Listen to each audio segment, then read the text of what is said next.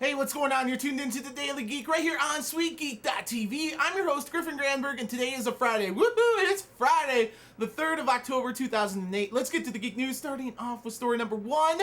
You know, the first Google Android platform cell phone, the T-Mobile G1, is sold out.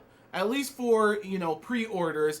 They'll probably have more in stock in stores on the 22nd when it releases. They're going to try to sell 500,000. That's 500,000 phones by the year's end. That's a pretty nice goal. Story number 2, what other manufacturers are looking into the Google Android platform? It looks like Samsung, LG, Motorola, and Qualcomm all looking at developing Google Android platform cell phones. Not a bad list of manufacturers, but what about the number 1 manufacturer in the world for cell phones? Story number 3, Nokia is not necessarily looking into the Google Android platform to develop. However, one thing it is doing is 1 year's worth of free music, including the price of a cell phone.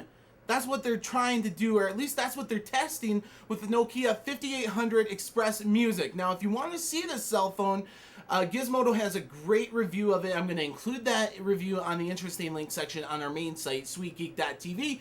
Moving on to story number 4, we brought up Nokia. Well, now I got to bring up news about Nokia and Quick. That's Q-I-K.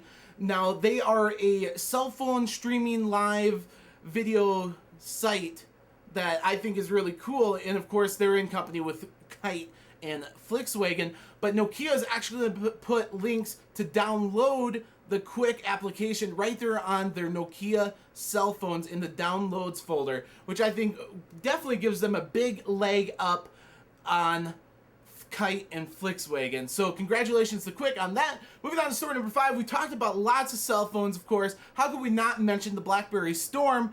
Well, there's lots of video out there you see in pictures of the Blackberry Storm, but now there's this video that basically shows all the different functionality that the Blackberry Storm has, one by one in sequence, quick sequence, albeit, but it's a very cool video that I think you should check out. I'm including a link to it on the interesting link section on our main site, SweetGeek.tv. And of course, the Blackberry Storm with the touchscreen.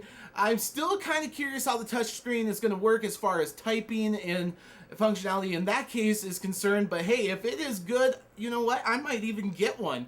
Let's move on to story number 6.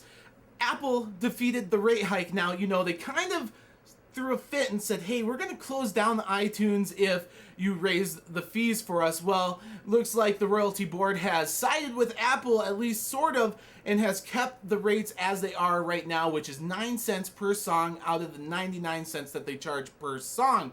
So musicians and labels, I'm sorry, but you're just going to have to wait for that pay increase. Story number 7, the last story of the day, kind of a quick fact.